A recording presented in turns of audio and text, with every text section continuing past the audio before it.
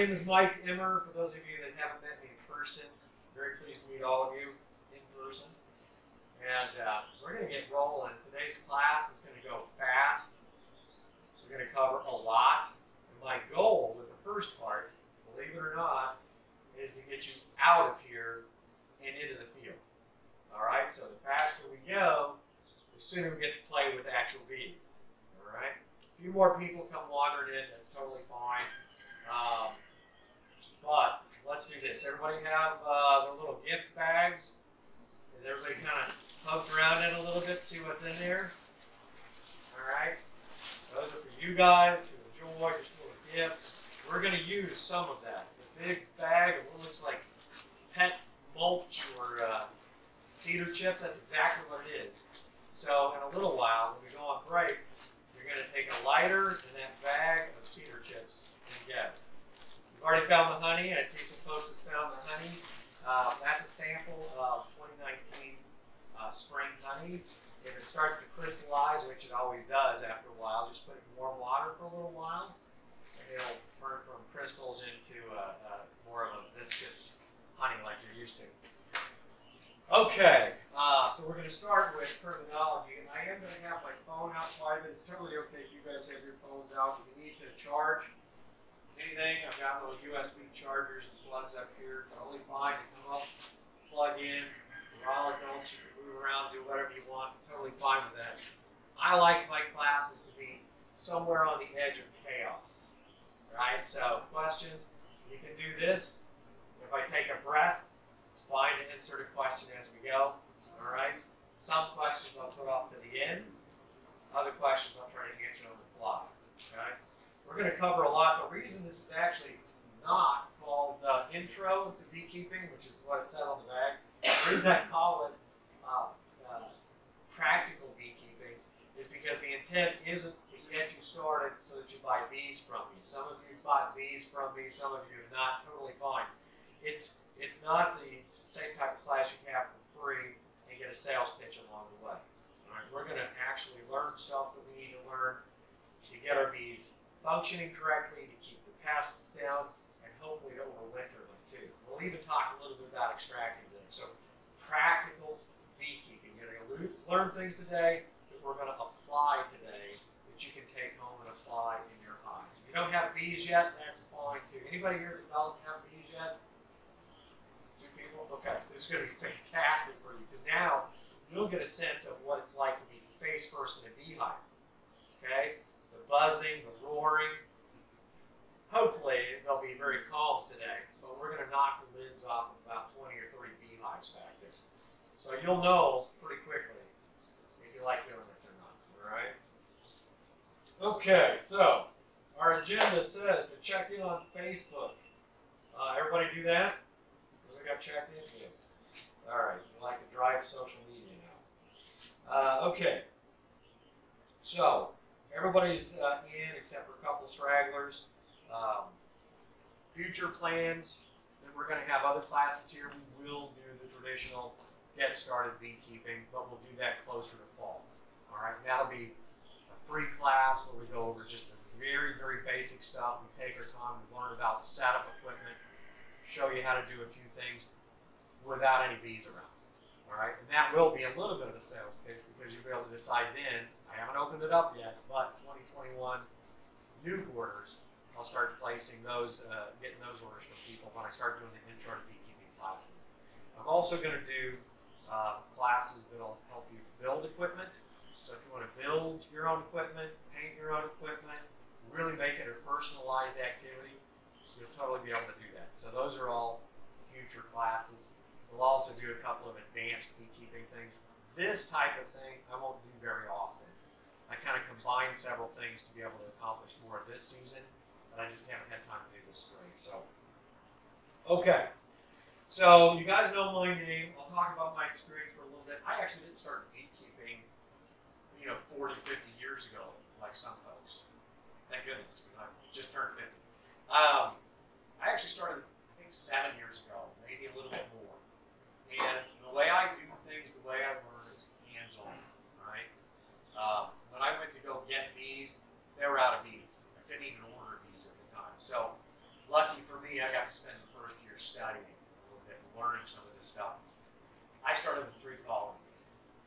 haven't got bees yet, you always want to start with 2 if you can. I started with 3.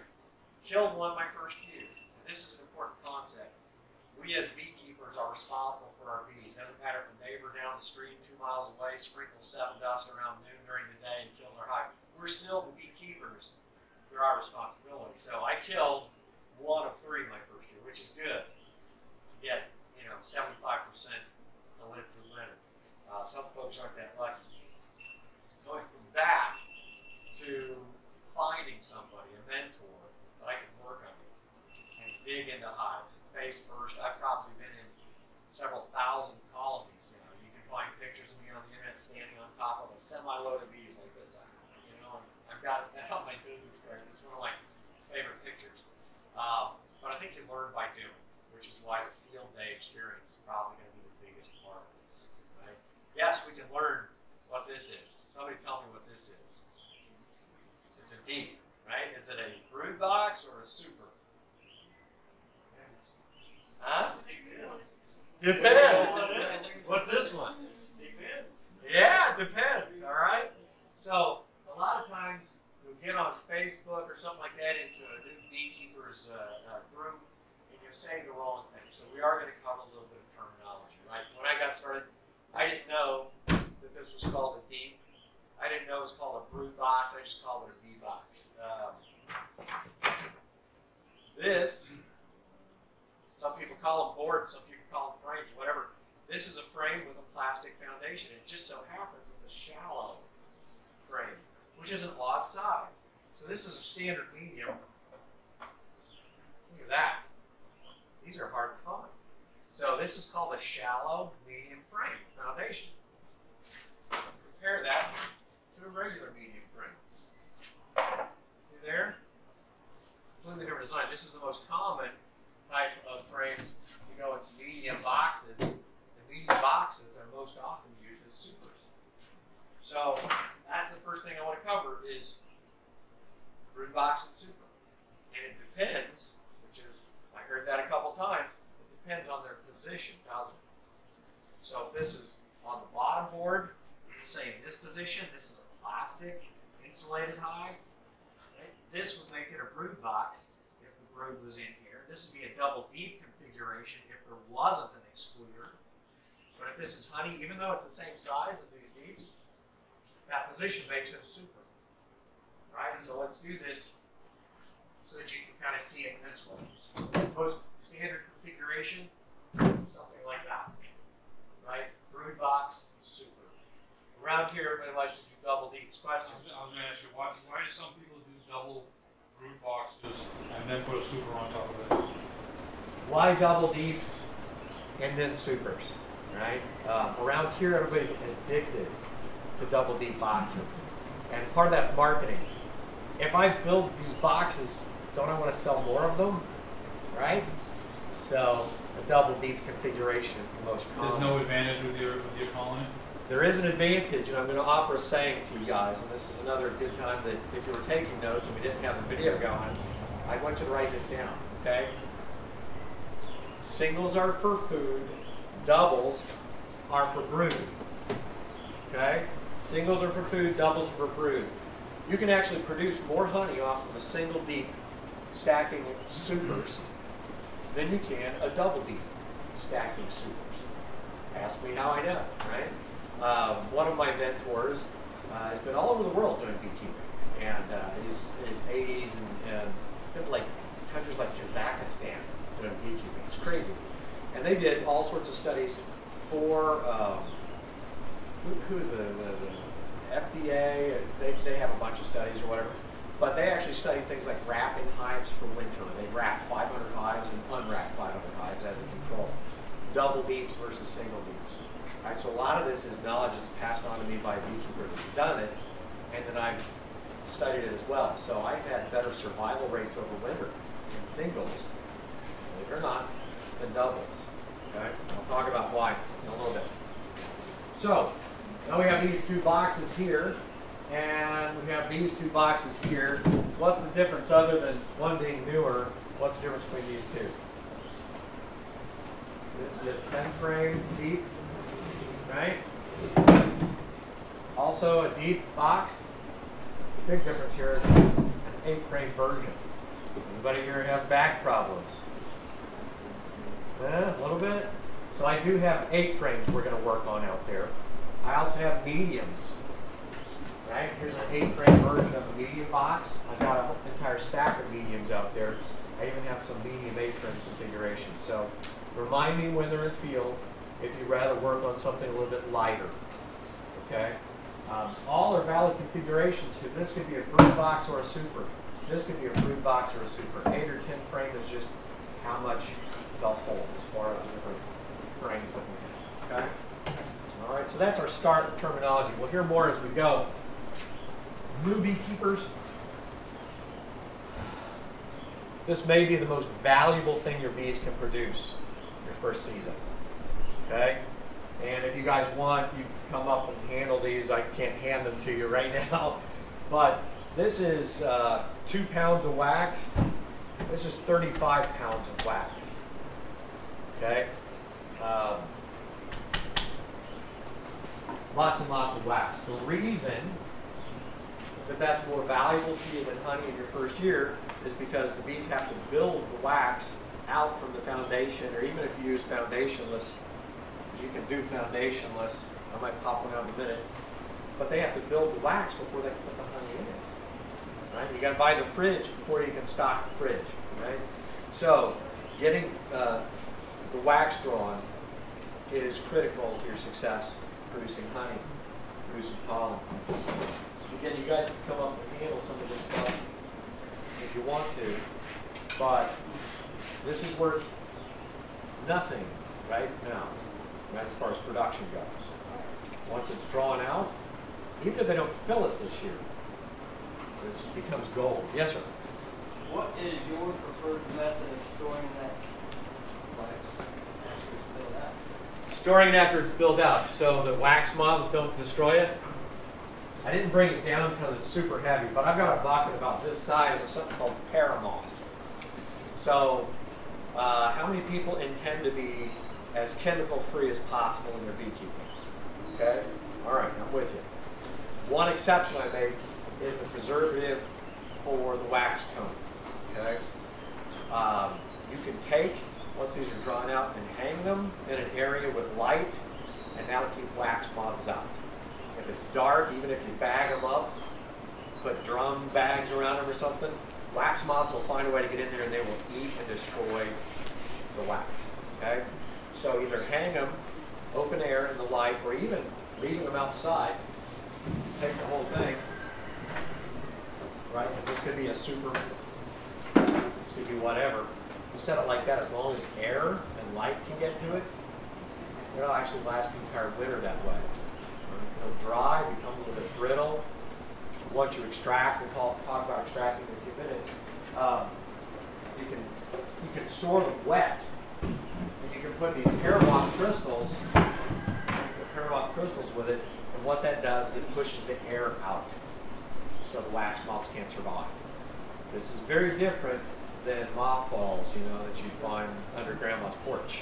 Right? Those are poison. They're bad for you, and the chemicals stay in the comb. Right? If I had, like if I bought some used comb from somebody, and I knew that there was mothballs used for storage, I just wouldn't buy it. Or I'd scrape it and make them do it over, because that will remain. The paramoth doesn't remain in the comb, but it's dense enough when it pushes the oxygen out that you need to leave your supers out for a couple of minutes. You just let them air out. Okay? Drive around in the back of the truck, whatever. All right, I didn't finish by saying, singles are for food, right? Because you can produce more honey, that's our food. Doubles are for brood, right? And the reason is, I also have these nice pictures if y'all want to see. A double deep configuration like this versus a single configuration like this, all the brood, which is your eggs, your larva, your capped brood, will be in this area of a single box. All right? If you double it, then they're going to do it like this. They're going to build their brood nest over 2 frames. Okay? So, singles are for food, doubles are for brood. Right? When your brood nest is here, it makes it easier to split and make more bees. So we need to decide as beekeepers, do we want to make more bees or do we want to make more honey? Right? Management style is a little bit different. Imagine if you have a brood nest that's 2 boxes deep, the size of a basketball in there, you can take this, split it, split it, split it, and make more hives. So, singles are for food, right? Doubles are for brood. All right, good? Okay. So, let's check our agenda. How are we doing so far? I'm trying to make this part of it really fast. Okay. Hi, come on in. Come on in. Grab a seat. Okay. There's a little gift badge you can go through. We'll make use of some of that stuff in the The sun, it's warm over there. All right. We'll be having your stone along. GPS, right? Crazy, huh? Okay, for my chem-free people, I will talk about integrated pest management. I am not a treatment-free beekeeper, okay? But I will support you in your efforts to be treatment-free, okay? Chemical-free and treatment-free are 2 different things, all right? Frame manipulation, technically. When you use your hive tool and move frames around, when you go catch a queen, this is a queen clip, right? When you take and make a new, just moving frames around is treatment. There's something called a brood frame that you do called mites. So the strict definition of treatment-free is you leave them in the tree where you found them. Right? As soon as we put them in one of these boxes, we're manipulating the bees. Okay?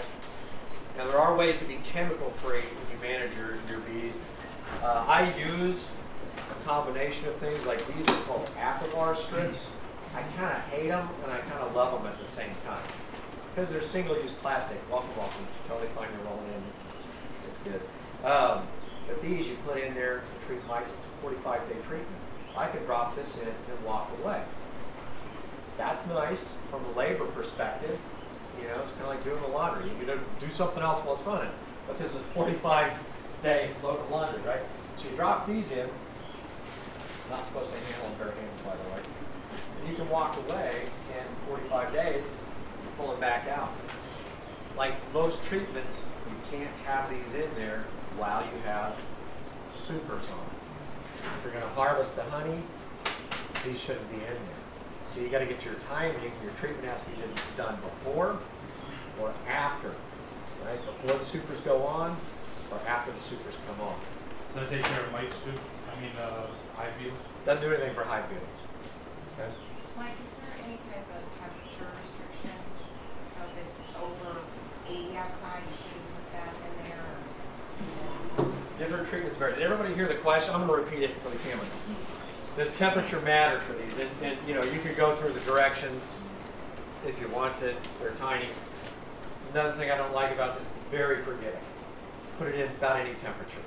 I believe it or not, I have people leave these in during the winter. That's not ideal, not supported, but you can put it in when it's 50, 60 degrees. You can keep it in there when it's 110. It's fine. There are other treatments, formic acid, mite away, check mite, that do have some very, very limited windows that you use for treatment. Gets too warm, kills the queen, dead hot, right? Too cold, it just doesn't do anything, right? So, when I talk about integrated pest management, it's not just a commercial for a product. I will do a commercial for you in a second, but I actually combine multiple methods of treatment. Go ahead. Okay, so Yes. how many different pests Great question. So, for the camera and everybody else, how many different pests do we encounter? I'm going to just kind of give you the top 3, okay? Number 1, in order of destructiveness to the hive, is the Varroa mite. In fact, it used to be called frequently the Varroa destructor mite. All right? If you want to look something up on YouTube, look up Dr. Samuel Ramsey. He will educate you on the Varroa mite. Wonderful research. Okay? They actually feed on an organ on the bee called the fat body. right? And this, I'm not talking like me, but the bees actually have an organ, like we have livers and kidneys. They have an organ called a fat body. And these mites attach like a tick, and they basically put some chemical in there to dissolve the fat body, and they eat that fat body over time. Now, number one amongst new beekeepers is this myth that I don't think I have mites because I don't see mites. We're going to kill some bees, and I'm going to show you some mites. If it takes us all day out here to find mites, we'll find mites. All right, I went out to do a video of mine to find mites a month or so ago. Not a one. I was actually disappointed not to find it. But when people say I didn't see mites, they don't understand where the mites are.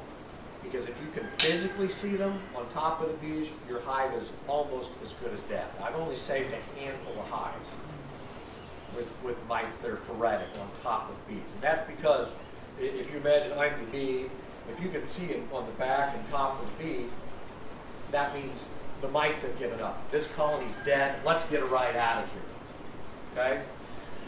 Where they actually are is, first of all, they breed under capped brood, which is very hard to treat. That's why this is a 45-day treatment. All right?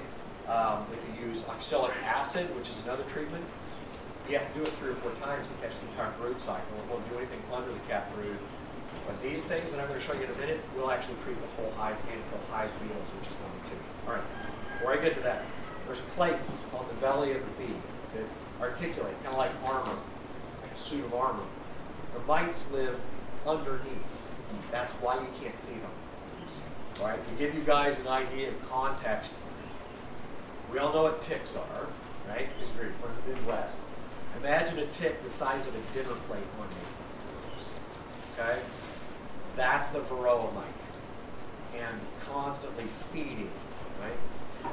So these beastly little things introduce other diseases. One, they make the bees weak because they're just feeding off them all the time. There's vampires for the bees. It's a vector for additional disease. It can introduce other viruses. In fact, a little commercial, I guess, for me, I'm participating in a study where we're taking bees and testing them for mites and shipping them off to a lab in, I think, Louisiana or Tennessee, I can't remember. And we're going to check the virus background loads of the bees. Now, I don't have the scientific instruments to check the viruses, but the assumption is mites introduce viruses, viruses kill the bees, right? So you might have bees that can tolerate the mites, but not the virus. What we don't know is what percentage of mites carry viruses. And that's what we're studying. So I'll be doing some control hives out here in the education yard doing that, okay? So you can't see them because they're under the plates. The Varroa mites themselves don't necessarily kill the bees. They introduce the diseases that do kill the bees. That is the #1 issue with beekeeping. In fact, I did a little survey, non-scientific, with commercial beekeepers. I said, what is the #1 thing you'd like new beekeepers and hobbyists to do or to know? Mites. Test for them, understand them, and treat for them. Because it's not just about your hives, and your hives. It's about where your bees go from your hives and what happens. You know, when they're riding on top, they're catching a ride out because the whole colony's going. Guess where the colony's going? They're absconding. You'll see a couple dead outs back there. They're absconding. They'll take those mites with them when they go find a new home next to somebody else's bees. So your bees may be treated, no mites. Your bees may be treated, no mites. Your bees might just be a mite bomb. And now everybody in a 3 to 5 mile radius, and then extending out 10 times from there, now has mites again, despite treatment. So you could go from a 0 mite count, 1 or 2, 2 or 3, to 50 mites in a matter of a week when you do your mite tests. All right, so that's #1. #1 pest is mites. You've got to control the mites. Number 2 and 3, I kind of put on a par with one another. I just happen to dislike small hive beetles more. Anybody here a fan of roaches? Yeah? It's gross, right? There's one in every hive. Hey, you know, it's whatever. You flip the light on, roaches go, you know, we've got a problem, we treat for it, right? Bees have a similar issue, right? So bees, when they have small hive beetles, The hive beetles actually move at night. And although very, very infrequent, I am convinced that they can occasionally take over a healthy colony. If they come in sufficient numbers that the entrance can't be guarded, the bees can't keep them out, yeah. But 99.9% of the time, maybe even 99.999% of the time, it's a weak hive suffering from another condition that gets hive beetles, because hive beetles show up as kind of the cleanup, I hate to say cleanup crew, a friend of mine corrected me on this, they don't clean anything up. They just come in and slime everything worse, right? So you can find these little maggots this deep in the bottom of a hive, and it's just slimy in there with these hive beetles, all right? So they are a far, far, far second or third pest issue in your colonies. When they show up, there's a bigger problem. Yes? Now, how do they arrive? Are they like the mite? They hitchhike with the bees? They fly at night. They fly on their own. Oh, they fly. Yep, they fly. Right? So if you have a beekeeper that hasn't taken very good care of their hives nearby, and all of a sudden you go from not having hive beetles to boom, hive beetles everywhere, it works kind of like a mite bomb. That's very rare. Usually they're just out scouting and they're looking for they actually smell like a pollen in there. They're after the pollen more so than the honey usually. And in fact, pollen patties, if you guys ever put pollen patties in your colonies, those can attract them as well. But they lay little tiny eggs, they turn into little worms, and then they turn into these hive beetles. And they're armored, and it's tough to get rid of. And pollen powder. I got some this year for pollen powder. Yep, pollen powder too sometimes. Now there's a new device developed by a guy in Emporia, Kansas, called the Guardian entrance. All right, and again, I can't pass things around, but you guys can come up and look. I've got several. I'll just open this one too. These are prototypes, actually, that I saved. These are 3D printed. What you do is you put these on the entrance, like so, and the bees can come in and out, but the hive beetles get confused as the bees are guarding the entrance, and they run up inside this groove. So if I put it on here, you can see it will be down at the bottom, and the hive beetles get up in this groove. Here's what kills hive beetles, okay? Full sun. Full sun. So when you're thinking about where am I going to put my hive, those folks that don't have hives yet, think full sun, or as much full sun as you can get, because they're susceptible to UV radiation. And so when they get caught in this little groove, when the bees herd them out, and they get caught in this little groove, the sun comes up, they fly away. Right? They fly away or they bake. One or the other. All right. One other way that I get rid of hive beetles, this is the commercial, right, is one of these. Crazy looking, right? You ever seen, anybody seen one of these? You have, right? This is a thermal board. And the name of it's Beehive Thermal Industries calls it the hive thermal system, or the mite killer. But this one was used for the first time, late the brand new one out of the box. It's got little tiny blobs of wax, and you can see a couple of dead bees, and you can even see some mites stuck on this board. So I'm going to leave this up here so you can look at it more closely, but here's the way it works, okay? What happens to us when we get a virus? Get a fever, right? Or a bacterial infection. You get a fever, it's highly localized sometimes. When you get a scratch or something, you can feel the heat, okay? Back to bee biology a little bit. When you have a colony of bees, right, think of that as our body, as the colony. And so what we do is we give the entire colony a fever. Before we slide it inside, we hit a button and the computer controls it with a sensor. The sensor sits in the middle of the brood nest and keeps it from getting too hot. Too hot sterilizes, too hot kills. We don't want too hot, but 106 is the kill temperature that this runs to. 106.01, it turns off. You're going to wait until it drops to 106 and then just continue blinking.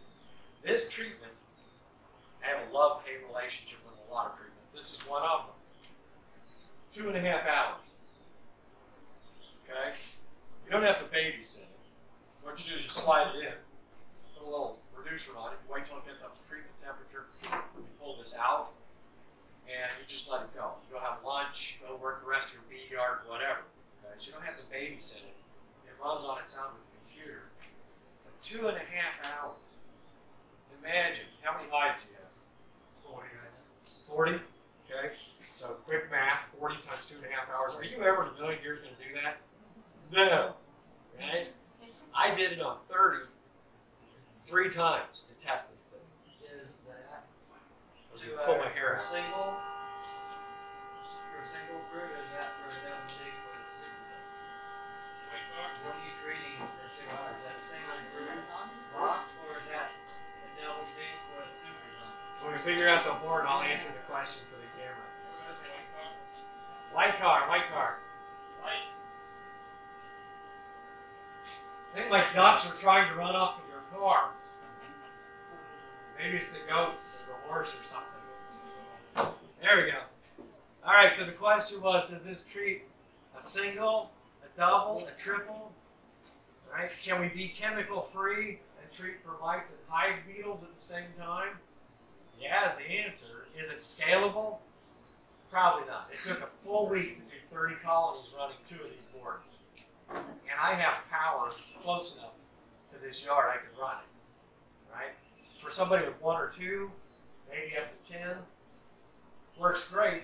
And you don't have to use anything like this, or formic, or anything like this. You guys heard of oxalic acid treatments? Okay, oxalic acid dribble is preferable to sublimation. If you sublimate oxalic acid, you have to use a respirator. You have to use eye protection. You have to use gloves. I'll show you the one that I have, that I use. This is called a Provaplin pen. They make other versions of this. They also make one that looks like a pancake turner. All right, and you can take this white powder. Yes, I shipped white powder through FedEx successfully. But you take this white powder here that'll eat through your gloves, even though it's an organic compound for my chem-free folks. But you sublimate it, which means heats it up between 200 and 220 degrees, and it blows this powder. A lot of people call it fogging. It's not. It's sublimation. Changes the chemical compound from the crystals, the white crystals, blows that into the hive, and it kills the mites. It'll also destroy your lungs and the mucus lining of your eyeballs. Very, very careful with this, okay? And it's kind of funny because it's got a little ceramic lid you put on there, and if you don't get that lid on, or if this gets clogged up, this will explode in your face. It'll blow the top. Ask me how I know, right? And if you don't have goggles on, anyway. So very, very careful with oxalic acid.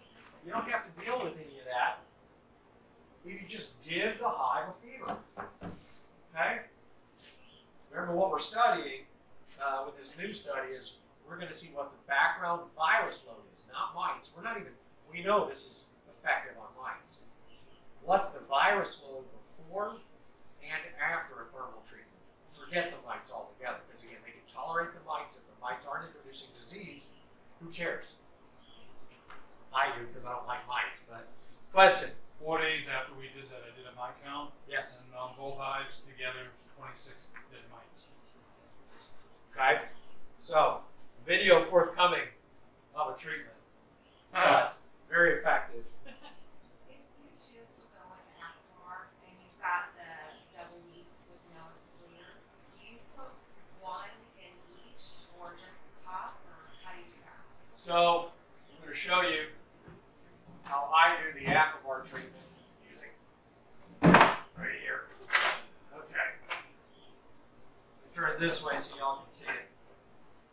10 frame, 8 frame I handle similarly. Okay. And the question is, how would I put Aquivar in a double D? I put one. You want them at least 2 frames apart. I put one here and one here, kind of surrounding the brood nest. Okay. And then on the next one up, I put one here and one here, just for the greatest coverage. Don't have to. You can just slap them in there, but that's just how I do it. Okay?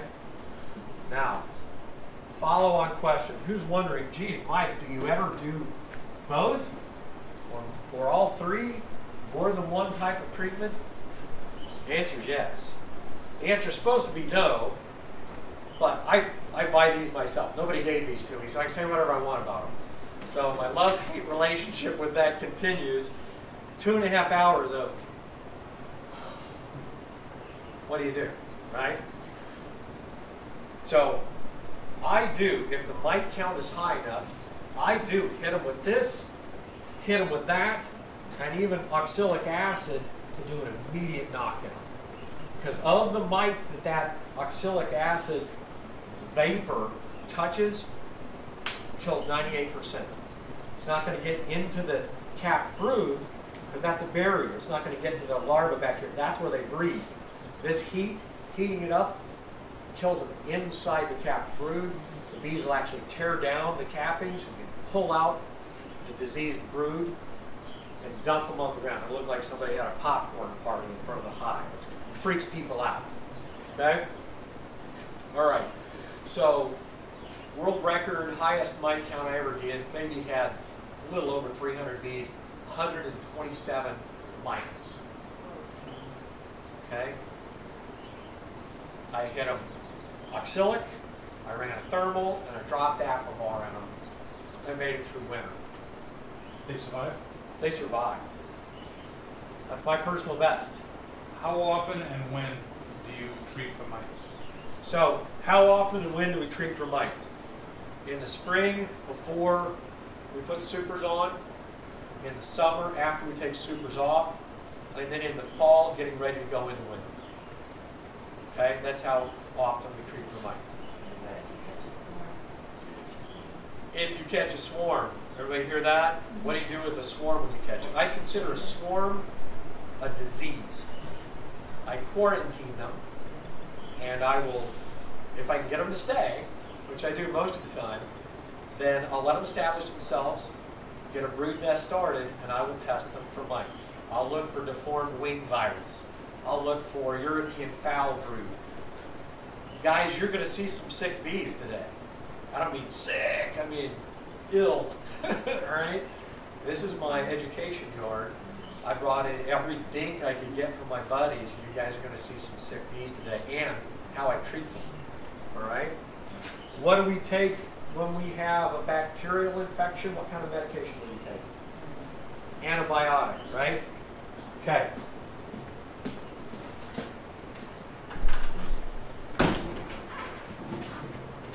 Antibiotic. This is an antibiotic feed, okay? Does an antibiotic help with viruses? Do we over-medicate because we're not aware of this in the largest part? It's becoming more common knowledge. So this isn't going to help with viruses. We think that this does. So we're back to, here we go. How long is this treatment going to last? So, okay, back to the love-hate relationship. If we have bacterial issues like European foul brood, we can treat with this. Nosema, maybe. This little deal will help give the entire colony a fever and reduce the entire overall background load of viruses. So even a colony that we've killed all the mites may still have a virus that this can help with. This is a supposition. We've not tested it yet. I'm participating in the testing. We're going to have, I think we have all 50 states now in this study that's going through university. Okay? All right, so now we've covered integrated pest management with some degree of success. The last thing I'll say about this thermal treatment is it scares people. When you see this video, it'll push bees, like almost all of them, out of the hive. It's hot. Right? They go outside and they start fanning. They regulate the temperature inside the hive. They like to keep it around 90 to 94 degrees, somewhere in there. All right? At 106, they're all boiling out the front, just fanning like crazy, driving air in. And you need a good convection. You need a lot of oxygen for this because when they're working that hard, they'll burn up oxygen. You can actually kill a hive if you're not careful of too much heat. All right?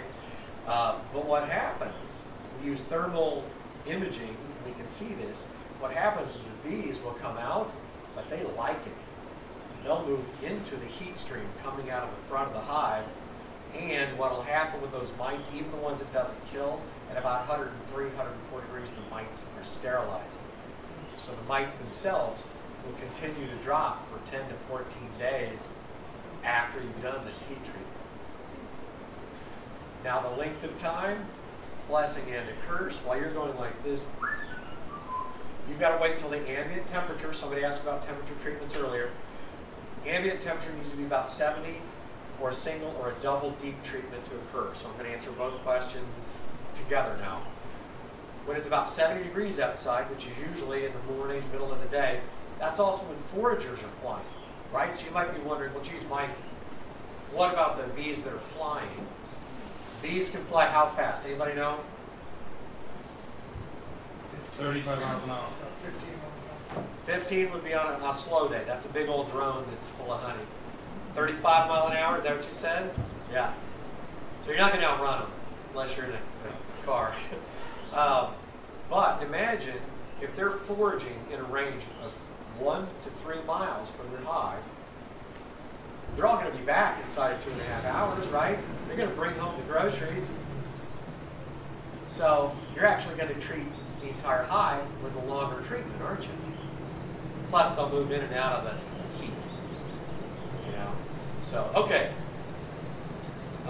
Double deeps, this is effective, right? You can treat a double deep with this, but you end up having to tape the seams. And once you've taped the seams, there's an insulation board that goes on top that keeps the heat in. It will kill mites and small hive beetles at the same time in a single deep, almost 100%. Double deep starts to drop off a little bit. Still effective on the mites. Hive beetles are tougher. They'll go up to the top, move the edges, and survive.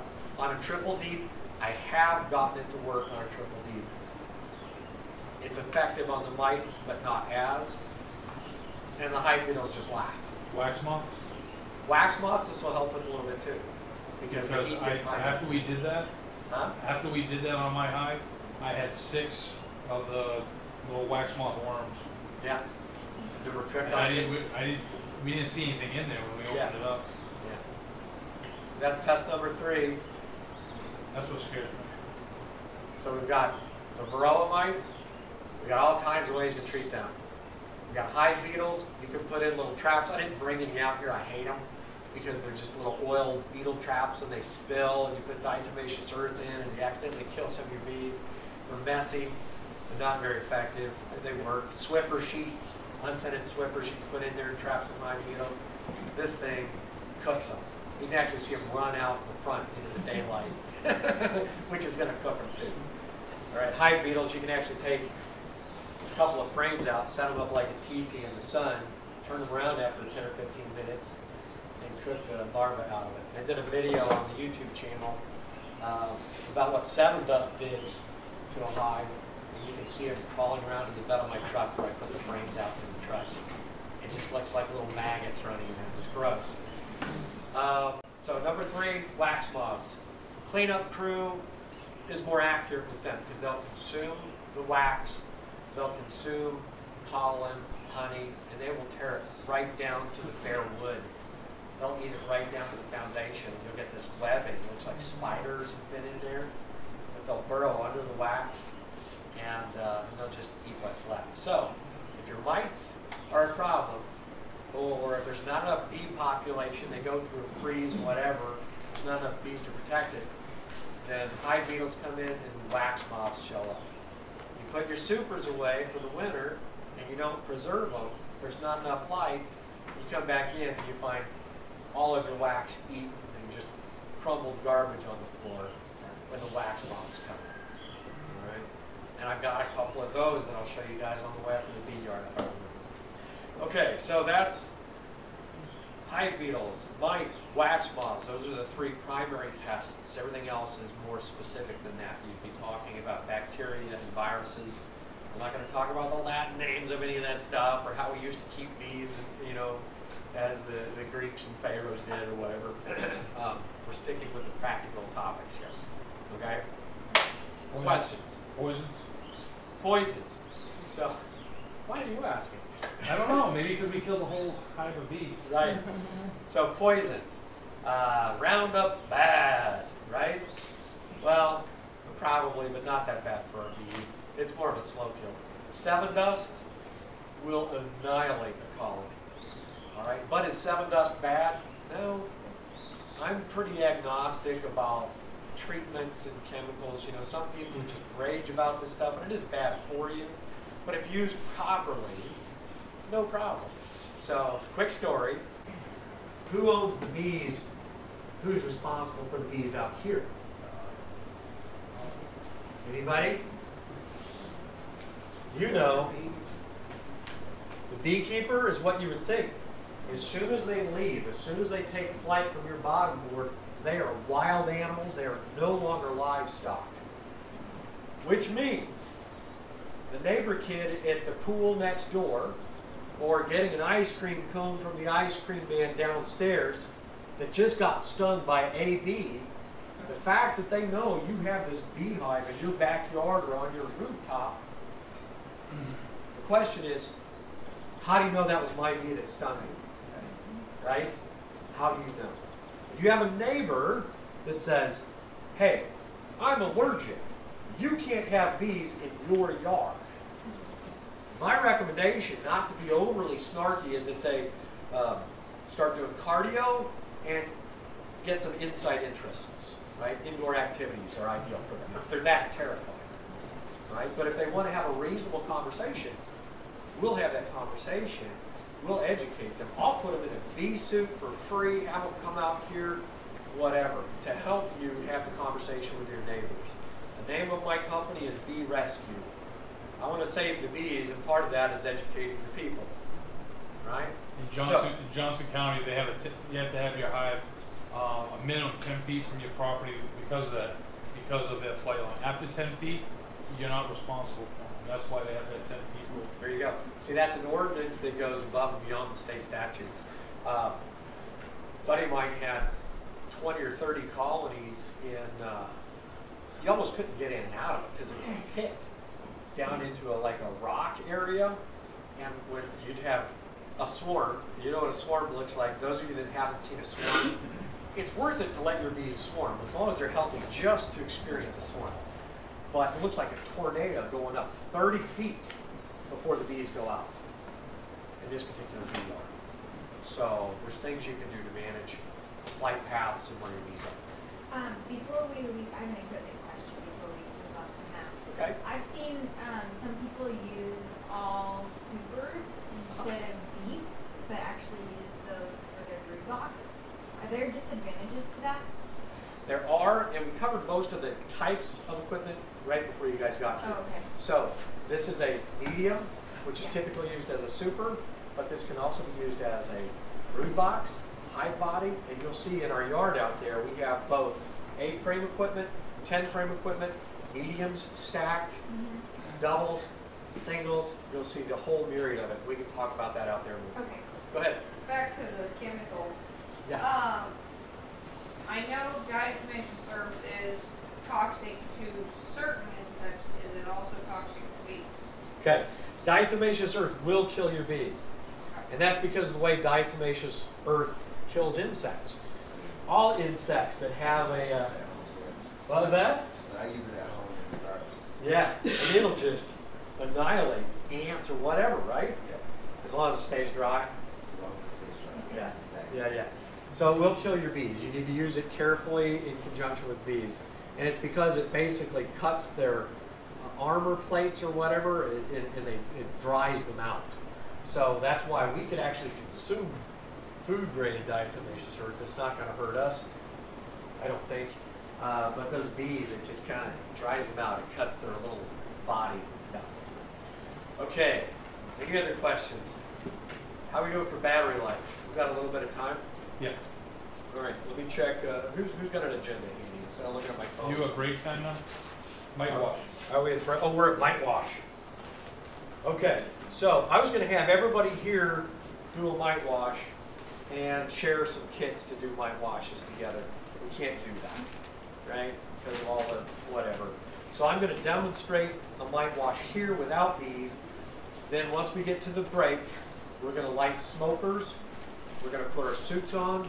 We're going to go out there and I'll do mite washes with real bees on sick hives.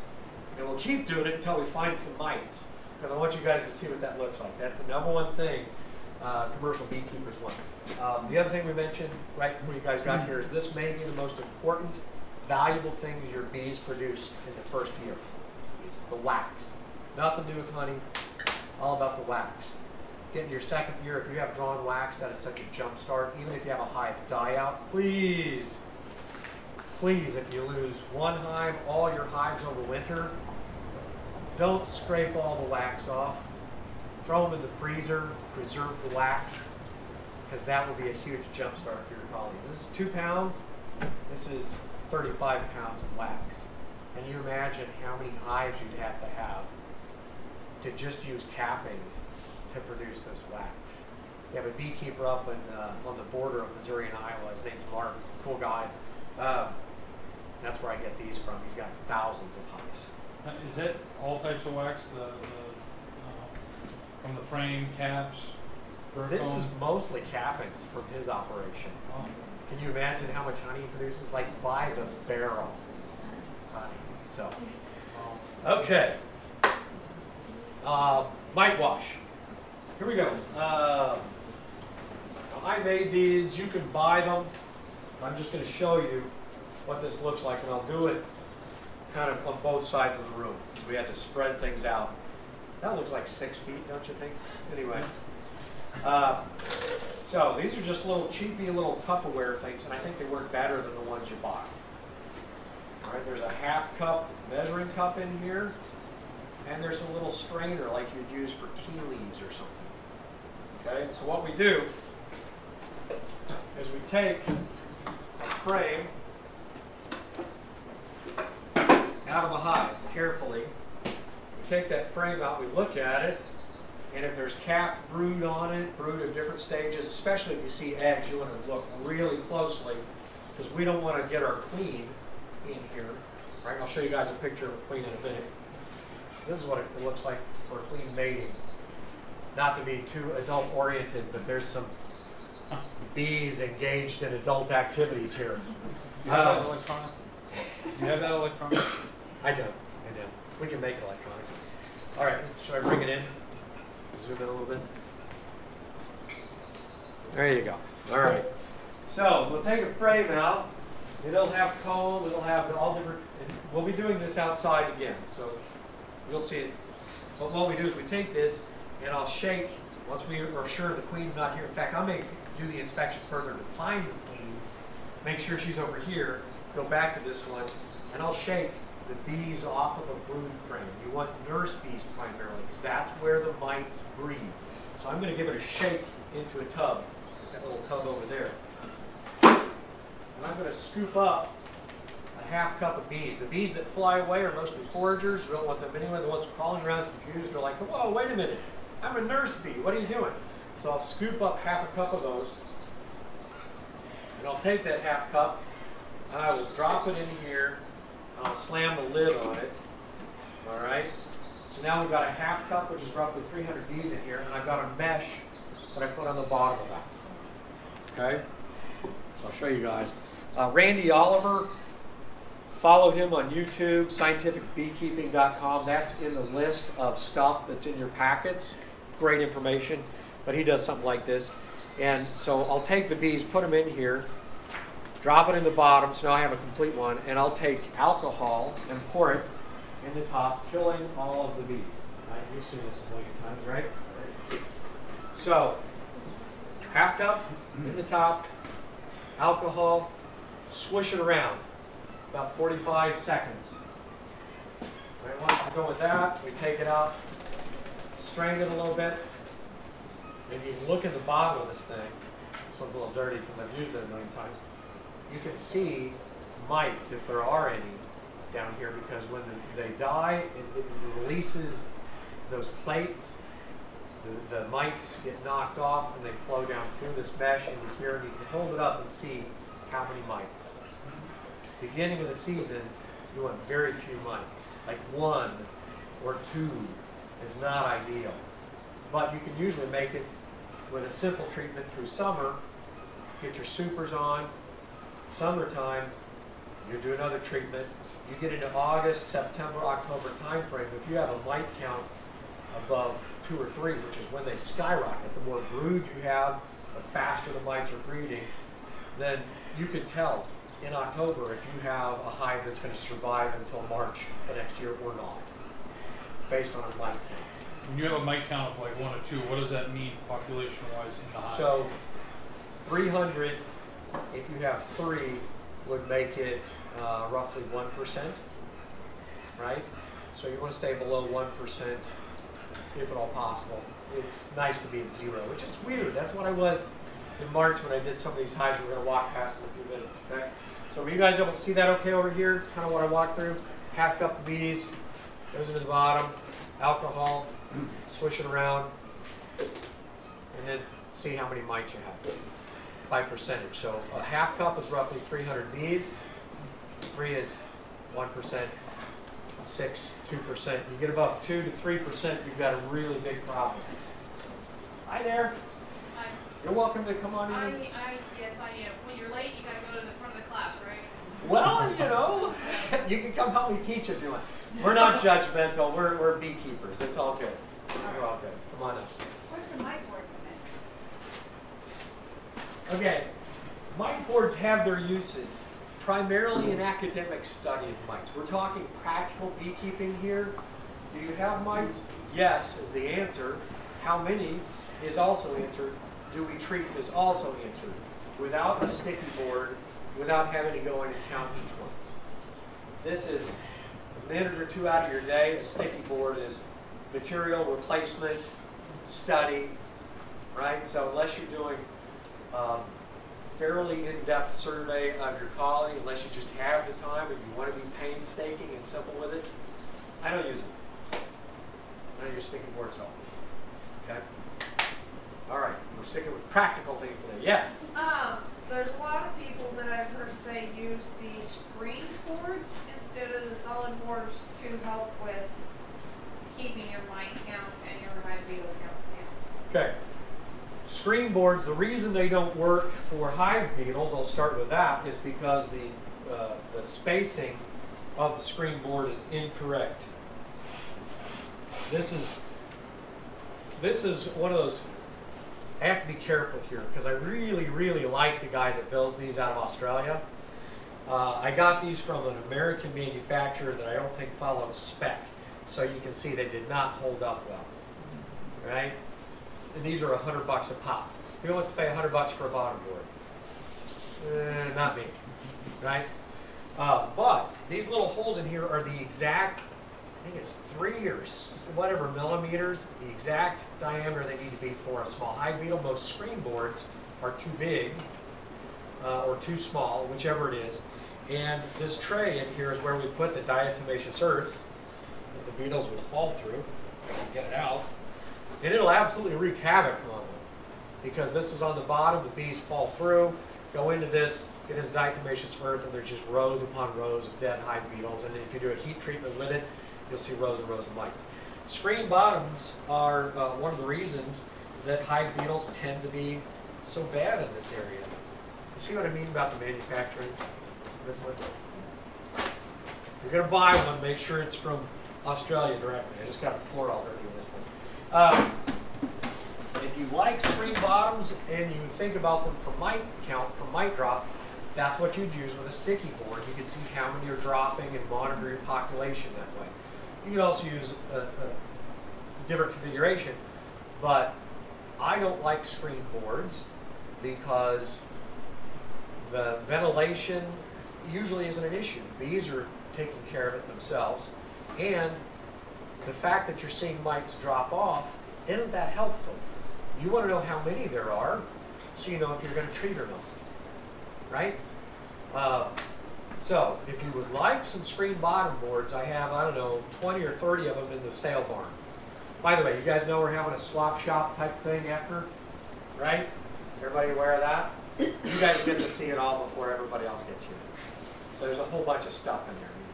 It's not even all out there yet. Ran out of time. So around here, it's like the old commercial, tastes great versus less filling. You know, whatever light beer commercial that was. You guys remember that? It's an argument. It comes down to your preference. Okay? I have used both. I use what I have available to me. My preference is, I thought I brought it in here. My preference is a solid bottom board. We'll see them out there. Almost everything I have running out there, with 2 exceptions, are solid or custom solid bottom boards. Okay? All right. Yes? Okay, so does climate play a part in this? Like, for example, I'm from the Carolinas, which can be much warmer than here, especially in the fall and winter months. Does that play a part in how you assemble? Okay. Everybody hear that over here? Does climate play a part? Excellent question. Yes and no. It still goes back to your preference, but the way you manage the hive can be a little bit different. In the Carolinas, we do a lot of these in Texas. Similar, you get down there where it stays warm during the winter, guess what? You're going to have to treat for mites more often, and hive beetles, depending on the ground, more so than climate, believe it or not, depending on the ground, can be a bigger problem than they are around here. You go further north, you go up into Canada, and they just pretty much don't even know what hive beetles are unless they brought them in from Georgia or someplace. Okay? So climate does play a part, but more so in the technique. It still boils down to your equipment preference. I have left screen bottoms wide open through winter out here, and a mature colony's fine with that. So, anyway, good You can questions. still regulate their heat with the open bottom? They can, because where does heat go? Heat rises, right? Which is why this board slides into the bottom, heat goes up, and it creates a little kind of a heating vortex, if you will, as the bees move the air around. So a screen on the bottom doesn't make a whole lot of difference to the cluster inside. And since the timing is good, we'll talk about clusters over winter for just a minute. Go ahead. So you don't use screen bottom boards on a normal basis. I do not. Do you vent the top any extra Sometimes. in July, August? Could you guys hear that over here? It was just confirming, do I use screen bottoms or do I vent the tops? And it's all situational with me. I'll use popsicle sticks, pennies, quarters, nickels, whatever, to lift the tops sometimes. But you're going to see a custom top out there. So when you guys, when you're asking me your question, just to qualify, you're talking about this? Yeah. Do you shim your inner cover? Okay. Any These to get telescoping lids and inner covers, I do vent a little bit. And I'll put something on here just warm. Sometimes I'm just lazy and I'll push it back like that and just leave it propped on the edge. Yeah. But guess how many of these you're going to see in my bee yard? Very few. I can't remember if there's any left or not. Go ahead. I see the notch on mine. Is that what they call a top entrance? This is an upper entrance. All right? Not all inner covers have the upper entrances. And the idea, whether it's sitting like this or like this, means something to some people, not to me. The difference to me is with a telescoping lid, it doesn't matter. Either way, it's covered, right? See there? So unless you're going up with a super, that's not going to be exposed either up or down, right? Now, if I can find them, I've got an example of an upper entrance protector. It's based off that same Guardian design. Have you guys ever seen beekeepers drill a hole into their supers? Well, the problem is hive beetles can get right in those holes, and it takes more bees to guard them. You can take the same technology for the Guardian and put it around the entrance, and it'll confuse hive beetles. They can't get in as easy. I won't say it's impossible because they're sneaky, but there you go. Telescoping lids are great for the backyard beekeeper. They look the way you'd expect a hive to look. Once you get past, I don't know, 8 or 10 colonies, you'll probably switch to a migratory lid, which is what we'll see out there. Okay? All right. Any other questions about equipment and stuff before I show you one other strange animal here? You guys see these? Surprisingly heavy. I have customers that have these. I've worked with them enough. They do fit regular Langstroth equipment, which again, practical beekeeping. The only thing we're talking about here is Langstroth, okay? That's the style, frames and stuff that we're using today, okay? This is not single-use plastic.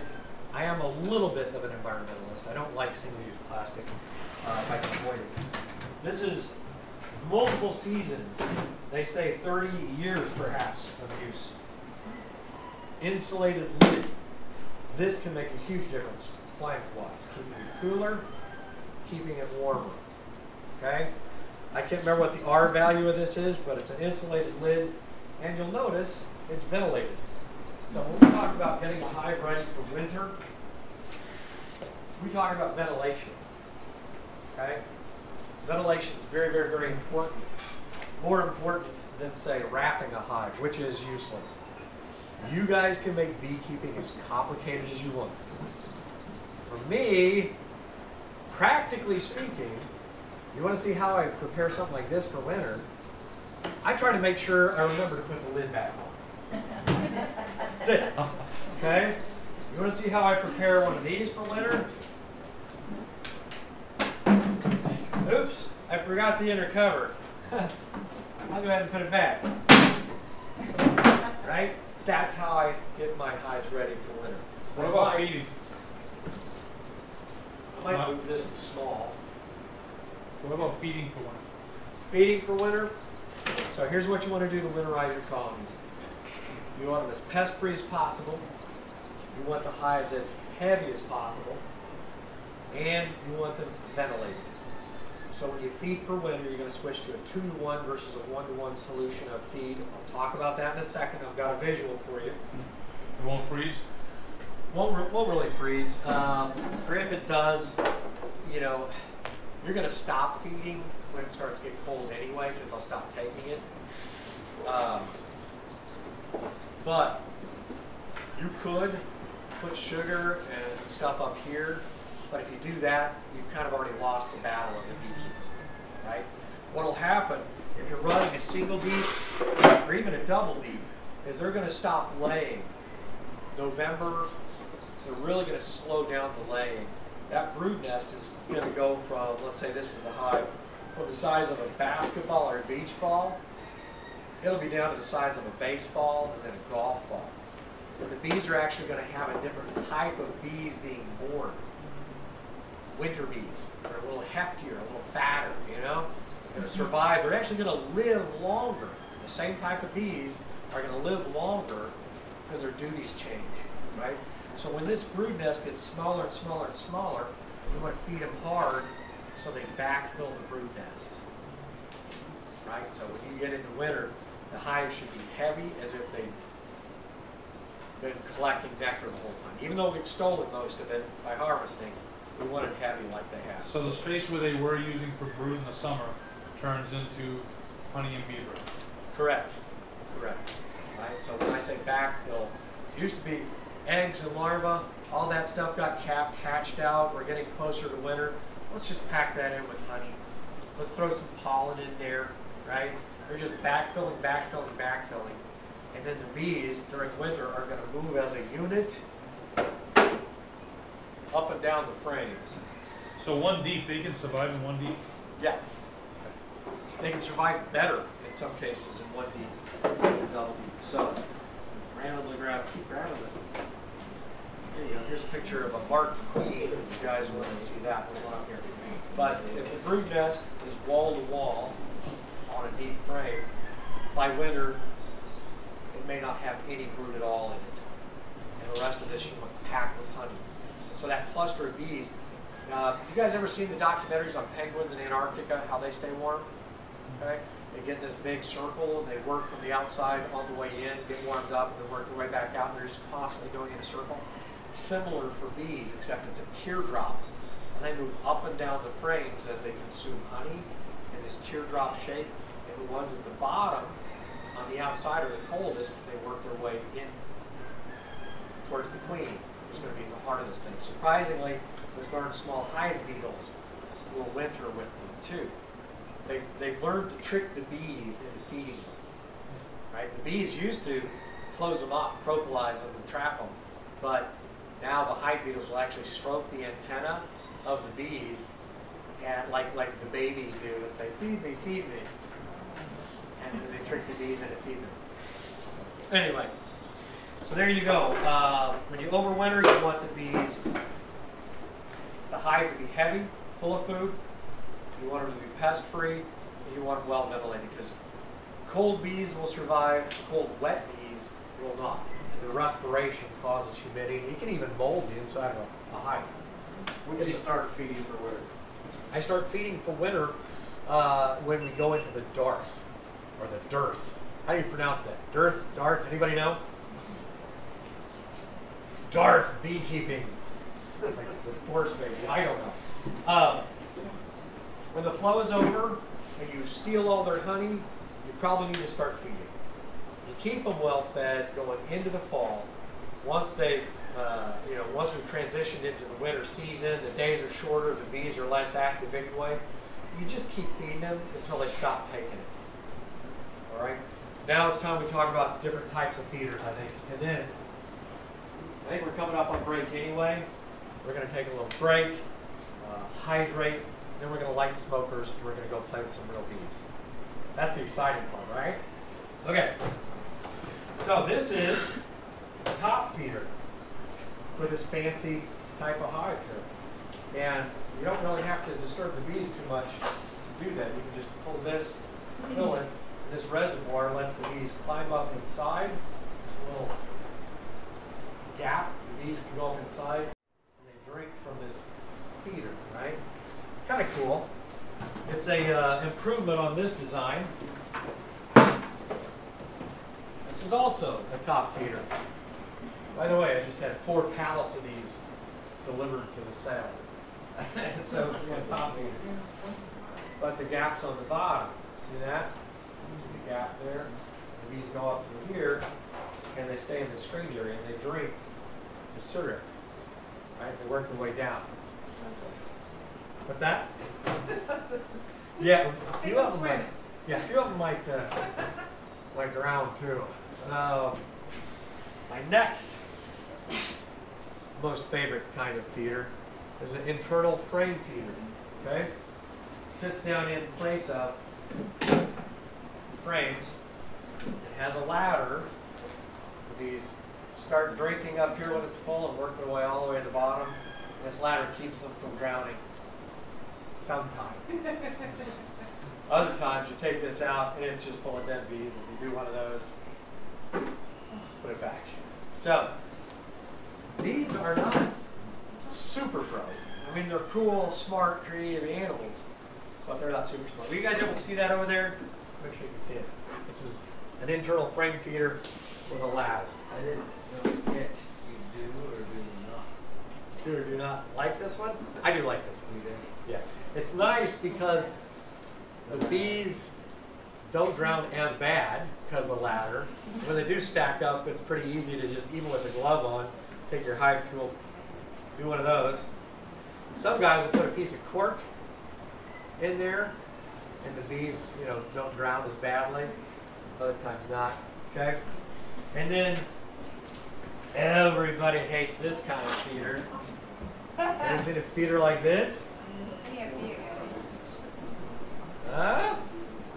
These are cool. I like them. Like everything in beekeeping, it's situational. You put one of these out with a preservative in it, like thymol, to keep the sugar syrup from going bad, and somebody with supers on 3 miles away, their honey's going to smell funny.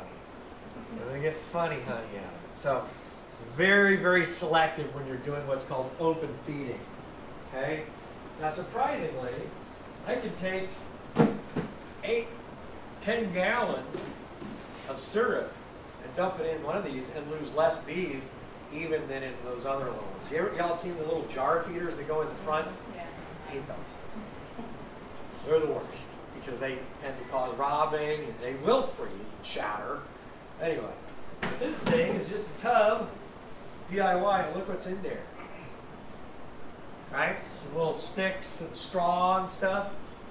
And what happens is the bees land on this mat of stuff and they just kind of burrow down in there and they will, it's like sitting on a, imagine your swimming pool, a swimming pool, I don't have a swimming pool. Imagine that pond was a giant margarita and you were floating in it with a straw, right? And if you drink enough of it, the water level would go down and so would you because you're floating on top of it. That's how this works. And you can feed, you know, you put a couple of these out for a couple hundred colonies, right? So if we have a situation like if the bees were really irritable yesterday here, I wouldn't do it now because I got supers on. But if we were earlier in the year, just to make them behave better, I put some of this out the day before, and they'd be calm, just knowing there's plenty of food, right? Not 100% guarantee, always wear a veil. Here's my PSA.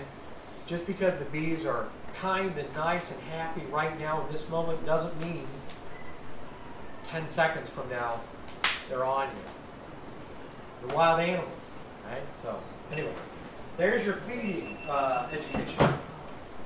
Heard some beeping. No, very good. We're good? Okay. Any other questions before we take a break and start lighting smokers and putting on suits? Everybody got smokers? Everybody got suits? Minimum jackets? All right. How about missing one glove? Missing one glove? I got a glove. I can't. We got a lot of beekeepers here. We got extra gloves, and I even picked up a few in Walmart. Okay. Any other questions before we do our break? Let's check our agenda. Can I borrow yours again? All right. How we doing? We're doing okay. We got to our mite wash a little bit early. I'd say we go ahead and light smokers and do a little break. Does everybody bring water and stuff to hydrate? You guys all know that I'm not feeding you, right? I mean, all right. Those of you that want, I did get some of these waters, and they're all standing upright, at least as of this moment, so you can reach in, grab one, lift it out without touching a lot of other bottles. They're pretty, you know, they had ice in them overnight, so you're welcome to those. Can't have anybody passing out for being dehydrated, okay? So let's grab your smokers, and we're going to meet over here in this grassy area, and grab your suits and your hive tools, and we'll all get ready to go up